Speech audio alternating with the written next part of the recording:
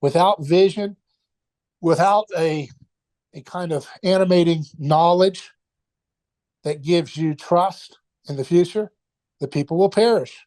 And when you get involved, sir, as you know, if you watch Jerry Springer long enough, you'll find yourself sucked into the mimetic vortex and taking a side about the clowns on stage, which one is the good one and which one's the bad one, right?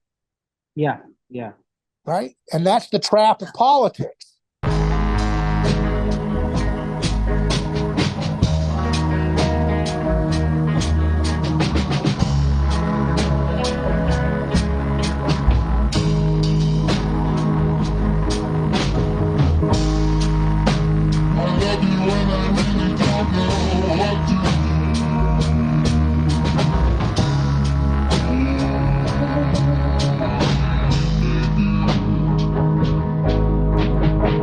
Childbirth has been such an age-old problem because of the pain that it causes the childbearer. Like that, I think that mortality issue, that pain issue of pain and all of that, that is the key problem, right? And that is overlooked, and morality is only part of it. I Right. think that's the death anxiety of having a child, because it's such a painful experience for the mom, Yeah. right? That death You're talking about anxiety is driving. the birth itself, or the Yeah, raising of the child. birth of the Yeah. child, not the raising. The And, raising of the and child is also not. the raising of the child is an economic burden on the mother if they don't have a dependable man. You know what I mean? So Yeah, yeah. It's a there's like all of these are baked into the fall and the death anxiety that results from the fall. And so the key issue here is to how, is there any way to reverse that effect, that psychological death anxiety effect? And like you say, it's all interrelated. It's related to technology. Like there were more child fatalities, but as technology progressed, the child mortality rate dropped, right? But then, like, I, I don't know where, I can't show you. I don't have the studies or anything with me right now. But I think child mortality is again climbing up in these recent years, and that's a sign that of the stagnation of technology, stagnation of medicine, and stagnation of a lot of things. And so like that is showing, and like all of our technology and all of these latest inventions of technology, they're not doing anything to solve the issue of death anxiety and scarcity, right? right. So that's that I think like that should be the key focus. I Well, think think about political this. posturing. Yeah. Yeah, I think about this. You know, you got the problem, the economic cost, the vulnerability of 9 months of coming to term with a baby, and then the pain sometimes with the process. You know, Yeah. all of those things can be, you know, not at all a terrible thing or a scary thing for people, you know, but it is what it is, something that people feel like they need uh to pursue, you know. Yeah, I mean, like all of these things like has been normalized, like the economic thing that you mentioned, the economic burden that comes with raising a child, that has been so normalized that that has been associated with raising child almost inherently in the minds of people, right? So whenever people imagine like becoming a mother, it's almost the same as having your entire savings destroyed, right? And especially if there's no man involved, it's the same as having no life at all. So that's why like all of this is like a very big feminist talking point, is that don't you want to have a life of your own? Why do you want to become a mom? Don't you have so many ambitions, so many great things that you want to do? And it creates a dialectic where it becomes like, in having a child, it's like having no life at all versus, you know, becoming a big celebrity or something like that. That one actress gave a speech at the Oscars a couple of years ago, that if she hadn't done any abortions, if she didn't have any reproductive rights, she would not be here on this stage getting this award.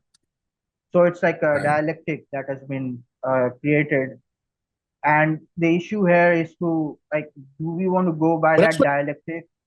the Yeah, word reproductive right, RITE, it means right is typically in its origin a sacrificial act. So you're sacrificing your act of reproduction for the collective spirit of the culture, yeah, and obedient yeah, culture. So that's called reproductive rights. But obviously, the pro-life versus pro-choice is a dumb dialectic that has done nothing, right? And really, and I mean, obviously, there's great people who do good things within the different activist movements to save lives and so forth. But as a political force, the pro-life movement has really not really gotten their issue resolved, right? And I think you have to look at that in the same context as Jesus encountering the woman accused of adultery in the stoning crowd. And there's a kind of dialectic implicit to that relationship between those two parties. One is the woman and her desire to live. So she desires the object of her body continuing and not being extinguished with death and pain. yeah, And the other party in the dialectic is the crowd, who feels that her behavior that they're alleging is so despicable that they deserve the right to end her life. So you have one position, which is pro life, and the other position in the dialectic, which is anti life, right? And yeah. so Jesus is not a fool, unlike modern politicals types. He doesn't play dialectic games. So if he was a fool, like conservative activists unfortunately tend to be, God bless him, um, he would say, you know, uh, do not kill this woman. And they say, we're going to kill her. And he would say, you better not. I'm pro life. Mhm. This life matters. And they'd say, no, she's defiling our community. She's evil. She's impure. And they'd cite some texts from the Torah or something. And he would say, you better not do that. You're a murderer if you do this. And they'd say, you're an enabler of adultery. You're evil. Nothing would get done except for the fact that they would stone that woman and stone Jesus too. She'd get two deaths that day. So Jesus, because he's the Son of God, he's not a fool like we are. And so he doesn't play dialectical games like that. He's not a reactionary. And he's also not a moral narcissist either, like a lot of our spirit of our culture is for those who call themselves conservatives. So he doesn't care about looking good on paper. In fact, he actually tells them, go ahead and end this person's life in a kind of roundabout way by saying, let him who is without sin cast the first stone. The directive is, go ahead. Your desire is to cast a stone at this person. Go ahead and do it. Okay. And so that's why people who understand how to think and how to act and how to deal with people using the social aikido of Christ would look at this dialectic between the pro-life and the pro-choice entrenchment and say, this is a joke. I'm not playing this game. Okay. This never solves lives. This doesn't save lives to play this intractable mimetic rivalry. It doesn't do Mhm. anything. So we're going to change the game. And we're going to say, well, if you're Democrats, I support your right you feel that's what you need. I support Democrats' right of abortion. That's what you want. I fully support your freedom to do that. And of course, those who understand Christ would understand what would happen in that scenario. So that he who has wisdom, let them see and let them hear. That's the way we have to approach all these intractable dialectical issues, really. We have to get out of the game of, tell me what conflict is going on here in our culture. And you say, well, this person says A, this person says not A. And you can go down the list of all the different things in our culture and so forth that we're all at each other's throats over. And you can either continue to play that game and feel special that those within your tribe say, hey, you sound like me. You sound pretty pure about what we think. Your image is very pleasing and your verbs are very pleasing. They sound similar to what I like to say. I like you. You're special. You're good. Well, that's being said on all the issues that we're in our society. But nobody knows how to get out of it because they don't think like Christ. I'm sorry. It's just true. And we have to really start to understand how to act and think and perceive like Christ. And that goes for a whole host of issues. Sir, if you wouldn't mind, could you read? I recently posted something about how we need to fundraise. We need to develop a research and development firm that can help fund various different beautiful, radical innovations in the world of physical material world that are blessings and beautiful incarnational wonders that we could pursue in the love of our neighbor.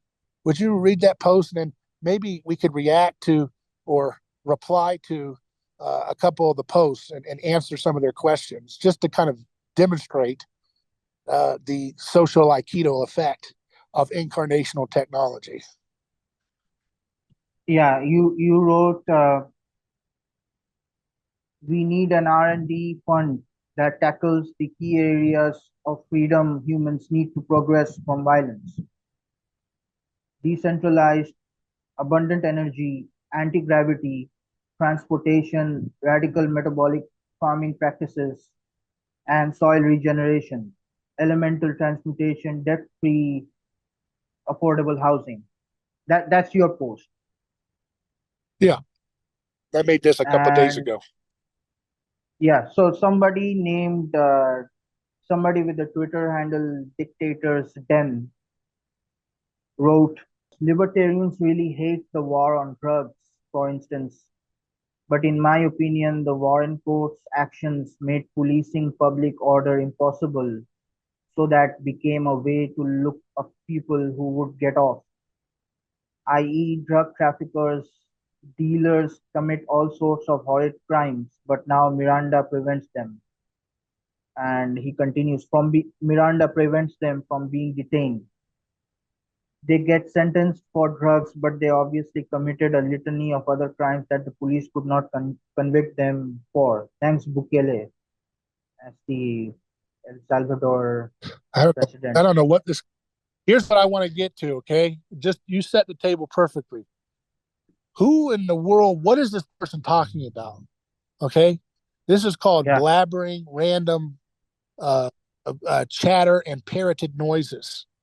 And that's the problem with men in our culture today. They sit around on a keyboard all day, and every time someone says something different, their left hemisphere dominated brain can't sort and categorize into a safe category that's friend or foe. They're so scared that they just blabber random talking points about Bukele. I don't know who the hell Bukele is. I don't care. Is that a Banjo Kazooie game from Nintendo 64? It doesn't mean anything to me. What matters is reality, okay? Reality is that these folks who stay online, and sir, you've talked about this in the past. There's a lot of guys out there who, instead of getting their sleeves up to their elbows and getting in there and being a help, they want to talk like a little smart guy, and they want to spend all talking about the little talking points that identify them having the social status of their little online tribe. And it's for everything. We all have the temptation to be a fool. But there's millions and millions of young men who are contemptuously foolish. They spend their whole life blabbering about some stupid ideological tribal fantasy that they've concocted in their head as they smash the keyboard and squawk random noises into the good night. But meanwhile, people who are alive, people who are fully alive, we want to do things in the real world. We want to take a disc using magnetic fields and watch that son of a gun float. We want to be able to look at a fruit tree that's a little young sapling and get that into full fruition, full maturity within a year with beautiful, delicious, beautifully tasty fruit like you've never had before. Because we use innovative technologies using magnetic fields, using carbon dioxide therapy for the trees. All these different things are things that we can be implementing right now in the real world and are implementing in the real world. But yet, people who have no imagination except for what the TV tells them to or what the online faceless herd tells them to react to what the TV tells. It's either you got two options. You imitate what the TV corporate says, or you imitate one of the dumb, listless, anonymous herd movements online. And you imitate one or the other script. But nobody actually wants to think for themselves and live in the real world. So it's like a lot of nuances like people miss out on when they are terminally online. It's like they develop a very internet uh, savvy language, and they don't know how to speak normally. So Yeah. what that tells you is that they are not on the ground level. They don't have skin in the game. They are not in ground zero. Like for example, the example that you gave of Jesus forgiving the adulterous woman from and saving her from the mob. That's Jesus on the ground level, right? So he's not carrying around any placards. He's not carrying any, like he's not putting up any signs or like graffiti or anything, and he's not trying to start a movement, as we Yeah. understand it now. Can you imagine if Jesus was trying to post memes online how to save the woman's life from being murdered by the mob? Yes, I mean, come on. exactly. How how dumb is that, right? How impotent is Because that? that's a poor outrageous kind of posturing, right? Like an outrage troll kind of posturing. It doesn't get anything solved. Like Yeah. if you And like, I for want to example, react to. Go ahead. yeah. Go ahead. What's that? No, I was just gonna say that if like there's no way to solve any real problems if you're not involved at the ground level, and if you're Yeah. constantly online, that's not going to solve anything. One of the things the online right people try to say to my position that we need to create energy too cheap to meter. We need to have radical breakthroughs in agriculture. We need to have affordable housing. All those things are in the world of the physical world, right? But a lot of these Yeah. little the totally online right kids, the millennials, Gen Mhm. Z, and these folks, they are like you're saying, they're so online. Let's take Gen Z for example. And I don't like to pick on Gen Z. Actually, there's some hope for them better than some of the millennials. But so we don't want to make the stupid demographic tribal caricatures like everybody else does. But you know, one of the things about Gen Z is they typically were born like after the iPhone was made and stuff. So for their whole conception, even if you say the word, let's have physical incarnational progress in the world of material things, Yeah. they still filter it through a digital IT only framework. And they'll say, well, Yeah. we've had all kinds of technologies. We've had the iPhone. We've had better graphics for my computer games I stream on. We've had all these different things. We've had, all these little apps. I can get food delivered to my house. They can't frame because they've never seen anything really significant in the world of atoms. And they'll tell you, "Oh, I know there's innovation in the material world. I've seen the car that we have now that mommy drives now is much nicer than the car that we had when I was a little toddler." You know? It's got yeah. GPS in the dashboard. Again, IT, right? So that's Everything's bits.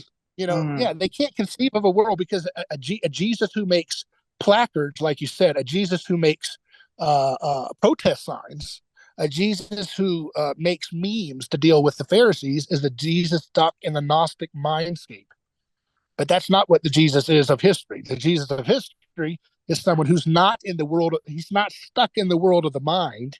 He's in the world of reality. That's why he doesn't beat Satan by making a philosophical argument. He beats Satan by exposing the impotence of physical violence. I wonder why God, when he wants to decide to give people a path to salvation and bring the kingdom of heaven into earth, I wonder why he decides to use an act that exposes physical violence, as if that's something maybe important in his plan for how we should continue, right? You see what I mean?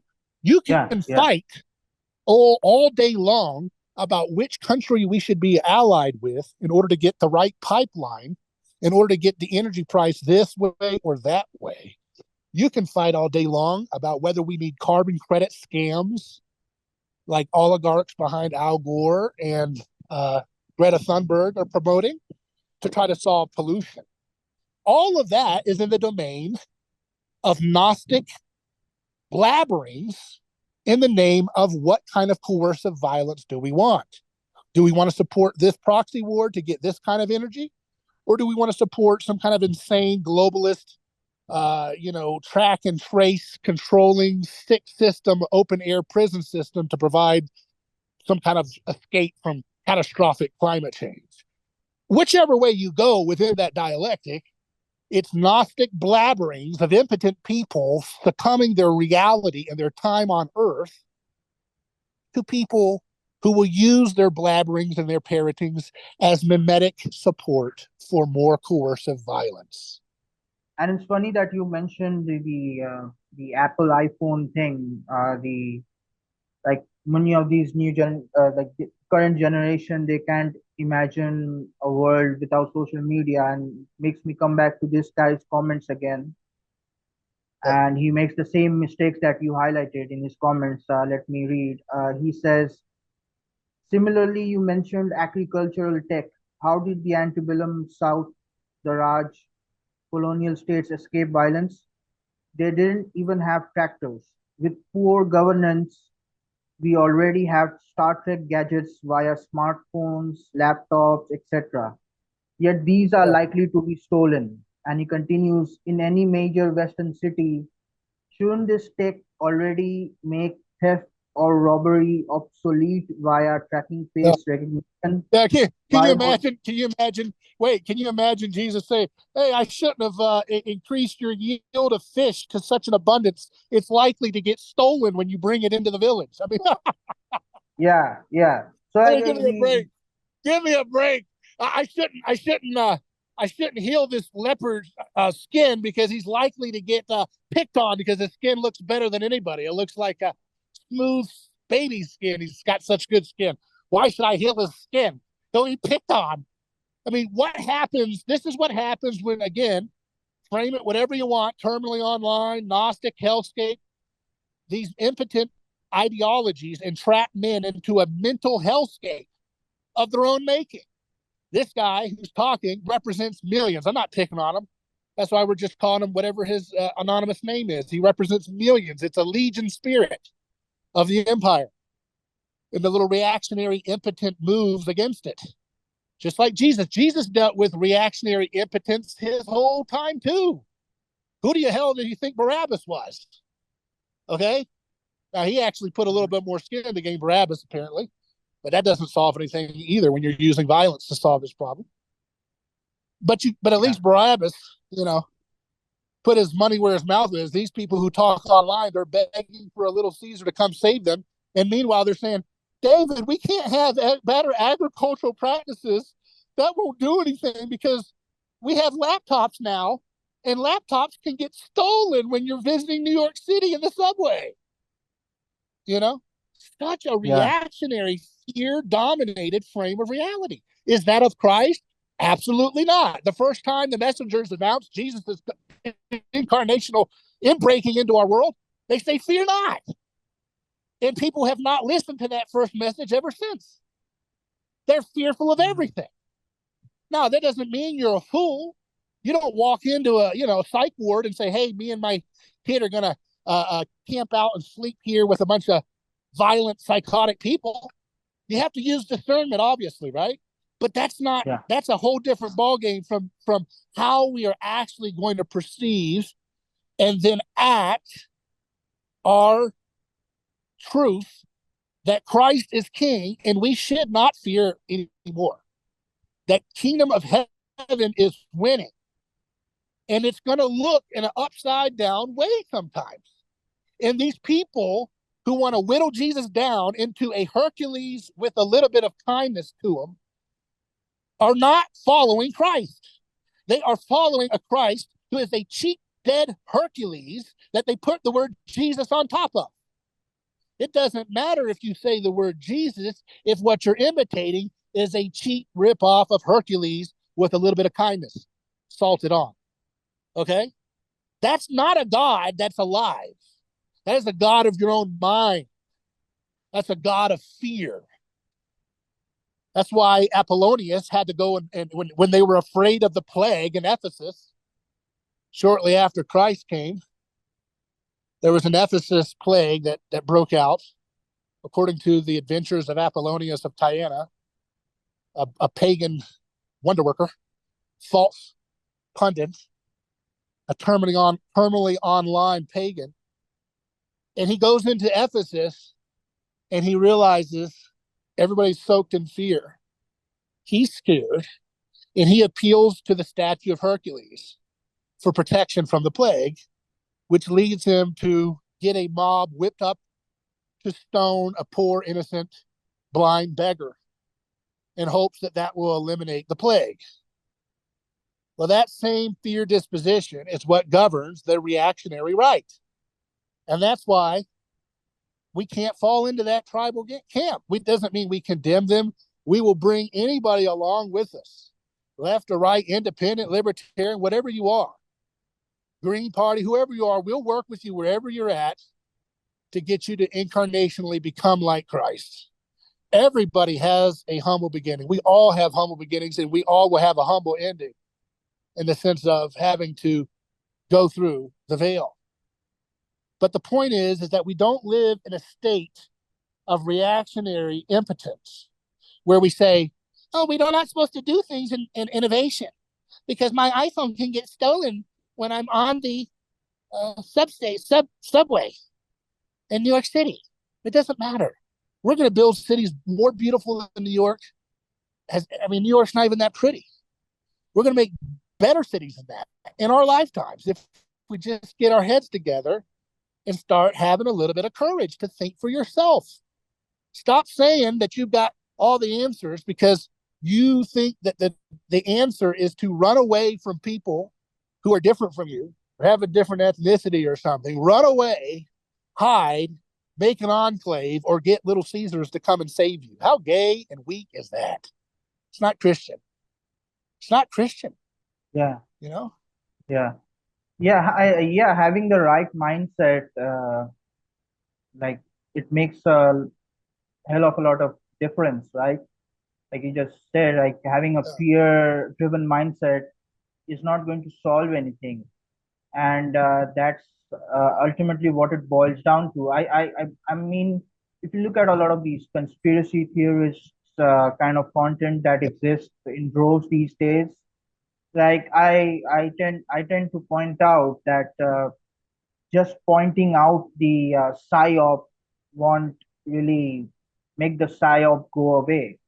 Like you have to recognize the, like, even in your conspiracy mindset, you are doing exactly the thing that they are expecting you to do, and that Which is is be to, afraid and angry. Yeah, be yes, afraid and angry. Yeah. be And so it's afraid, kind of angry, ironic, be right? resentful. It, Yeah, it's kind of ironic, isn't it, that at the one hand, I'm attacking mentalism, I'm attacking Gnostic prisons of the mind, But on the other hand, I am saying that there's a place for the mindset to get your attitude right towards Christ, right? It's funny, right? Yeah. Action is where Yeah. I'm Yeah. trying to draw people. I'm trying to draw people to action. That's what Christ wants us to do, and I'm trying to follow in what he tells us to do.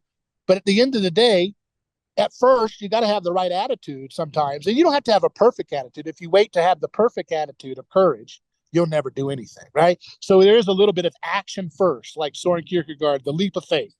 There's a little bit of jumping, right? But at the same time, you do, if you want to have sustained action oriented faith, you do have to get your attitude right, right? And that's what the fruit of the Right. Spirit is, right?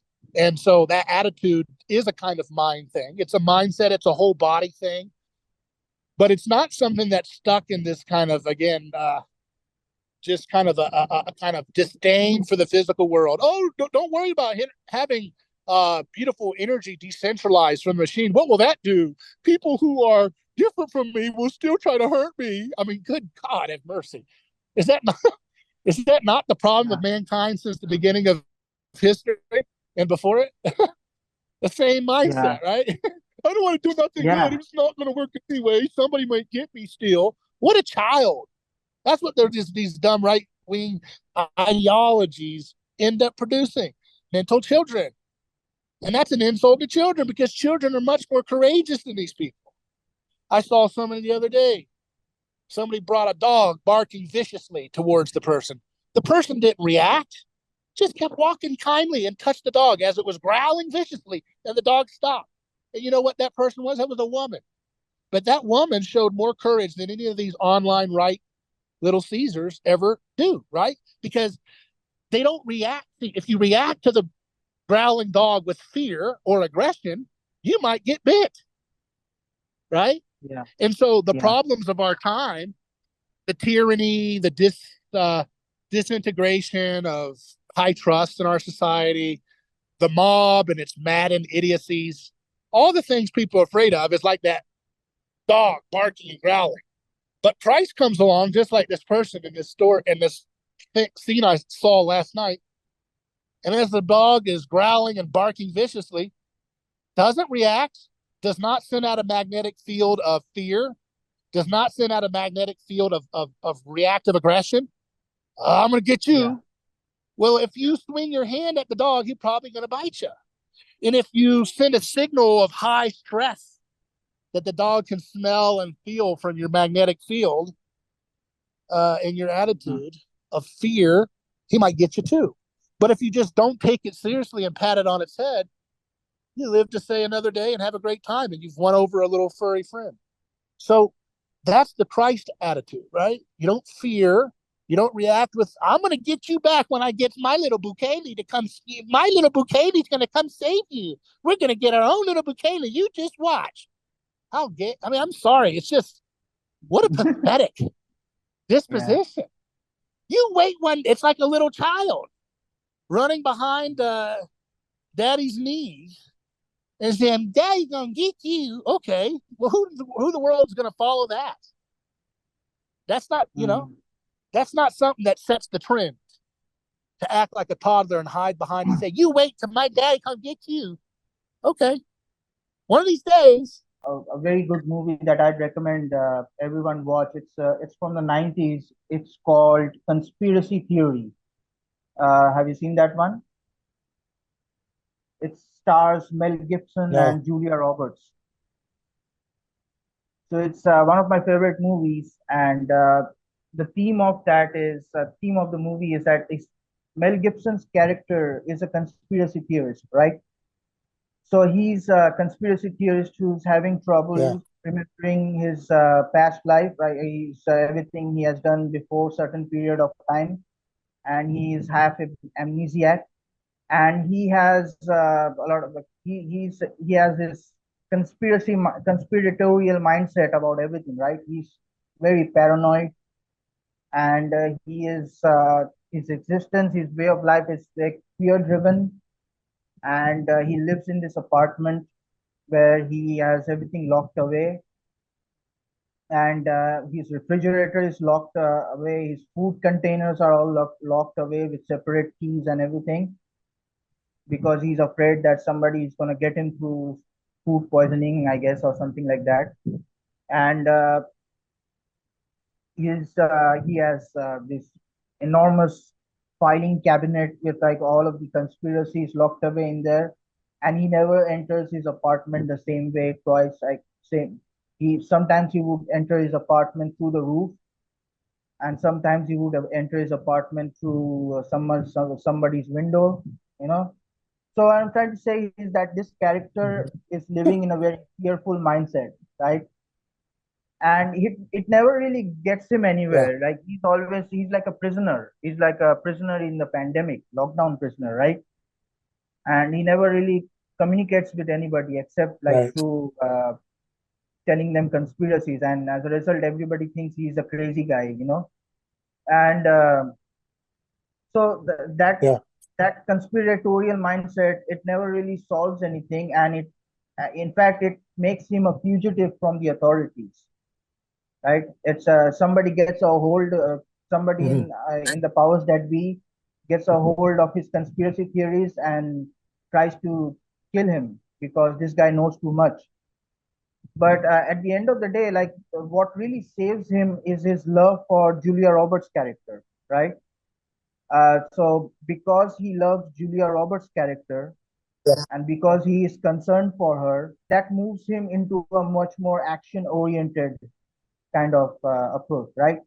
Because he is now in love, but he is now in love with somebody. He is forced into action, and Yeah. he is forced into action that he's saving this person's life, right? From the FBI, Yeah. CIA, and all of these pretty shady people that are Yeah. running the country or running the world. So the theme of the movie is very poignant. Is in that Hmm. your conspiratorial mindset, your fear-driven mindset is not going to make you save anybody. That's the most important gospel proclamation, is that you're on this you are born into this world to save somebody, right? That's like the gospel message, is that you have to have your concern for somebody else, and that's again connecting it to Jesus saving the adulterous woman. Like Jesus wasn't Right. concerned about, he wasn't concerned about changing political structures or anything like that. He was concerned about saving people from the Yeah. violent mob, right? And how this Right. ties And I want to into, I want to yeah, say something about this. I want to say this about the thing. Is that we're not. If you're not joining in the fear, they say you're in league with the sin that they're scared of, or the boogeyman that they're scared of. And Jesus was not in league with adultery. He condemned it, right? And yeah, the at the yeah, same time, he told her, don't do that anymore. And at the same time, he wasn't a part of their fear mimetic um, contagion, right? And so he didn't accept the, let's say, the transgression of mimetic desire, and he didn't accept their mimetic desire to want to demonstrate their holiness, or if you want to be charitable to some of their motivations, their fear that that kind of behavior would destroy their culture. We have to reject yeah, all of that, right? We reject the whole frame. The whole dialectic is thrown away when we have the courage of Christ. And a lot of these folks that are in this new right movement, they have an affinity to the red pill as it pertains to men and women, and they should do yeah, themselves uh, the justice of pursuing some of those ideas by pursuing it back into Christ. Because I guarantee you one thing, they talk about alpha men or whatever. Well, if you read any of those people, and it's not a reading thing, this is just a reality thing. An mhm, alpha male does not, when he's sitting at a table meeting a group of people, and there's an angry, annoying, insecure, lying type of male at the table, he doesn't react to that.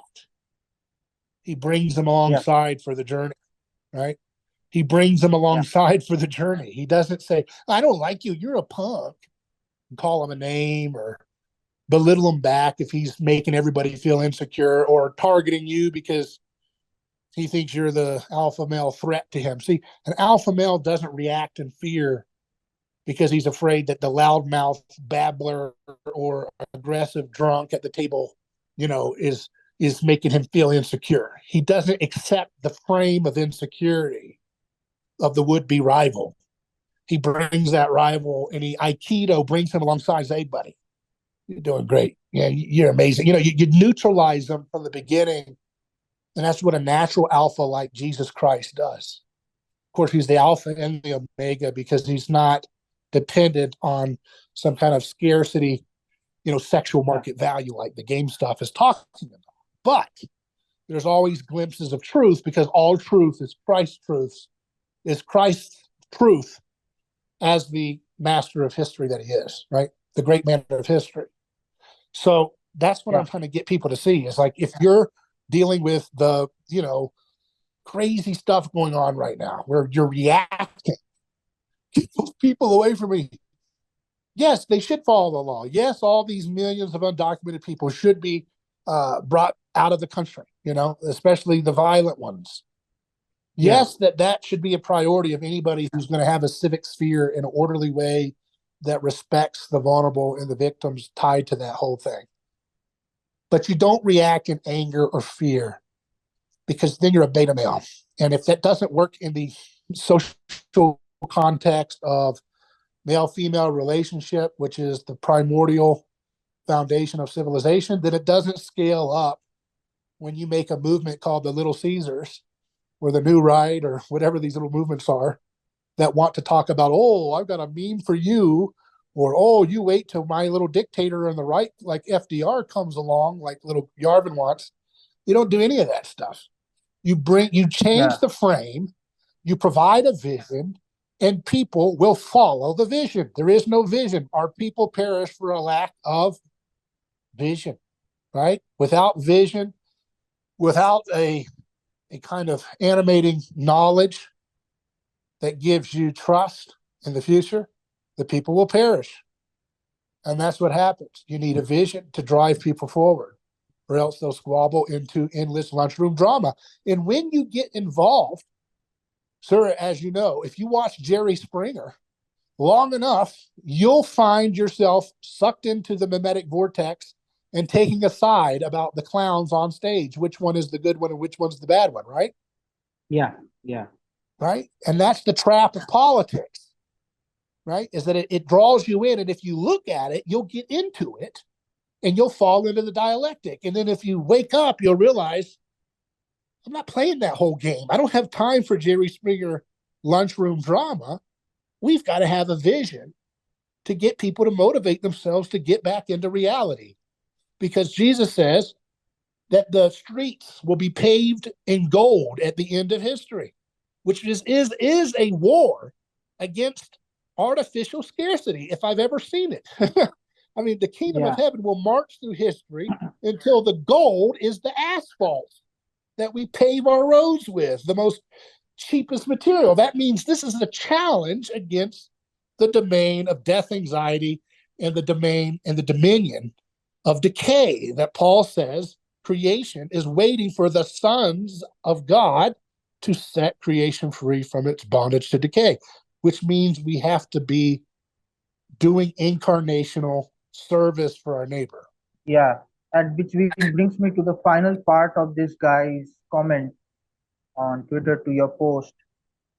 He writes like, why would better agricultural tech ameliorate this? Is there any other social norms, whatever we can learn from these societies? So he's asking like, how would better agricultural technology uh, decrease sin in man?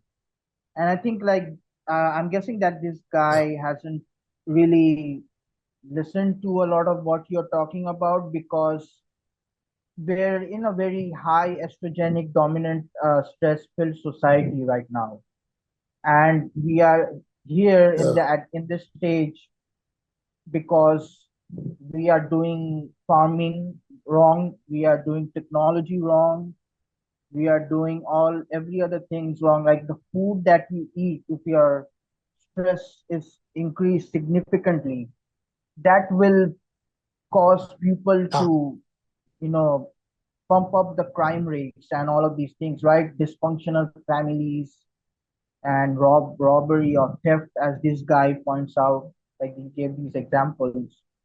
So, like, if you are going to have a high kufa consuming society, of course you're going to get more people breaking into malls and looting stores, because they are, yeah.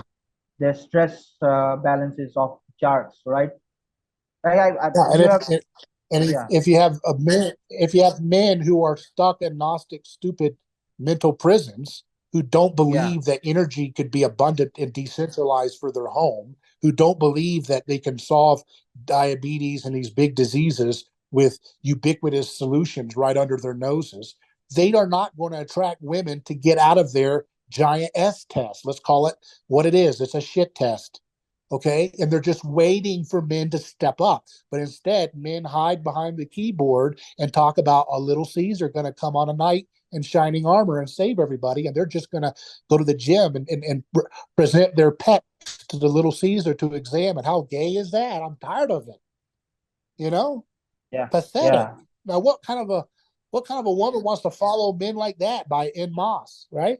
You got millions of people sitting around eating seed oils and or maybe they get off the seed oils, but then they're obsessed with trying to show off, or that's what beta males do. Beta males are constantly obsessed with trying to get social status so that girls will like them. Alpha males don't give a Christian alpha male doesn't give a darn about that. At some point, you just have to get on with life and be an adult and do like Christ did and serve your neighbor and set the vision, and people will imitate it. It's that simple. But they don't have the creativity because, again, like you said, their thyroid is impaired. And people say, oh, that's a materialist reductionist. No, it's not. Why did God make material beings? Is that material reductionism? No. He No, it's made all us connected. material Everything for is a reason. If he wanted to make us an idea, he would have kept us in the spirit world and played around there in some Gnostic Plutonian, you know, nonsense. That's not what he did. Right. right, So, right. anyway, It's all about, like, if you are not invested in forgiveness and love and all of these things that Jesus embodied, uh, you're not going to be much more, very much looking for solutions to, all of these issues. You are going to be stuck in a very Gnostic kind of mindset, which is detachment. That's yeah. something that we should avoid. Yeah, Yeah. and if you think heaven is far away and hard to get, you'll never have the courage to act like heaven is here. you know. Yeah, So yeah, that's very well put. Yeah. I really appreciate your time, and we'll pick this up in a future episode. But I think this is enough to chew on for our audience. You can email Yeah. me hello@a neighborschoice.com. Thanks again, sir, for joining me. Thank you.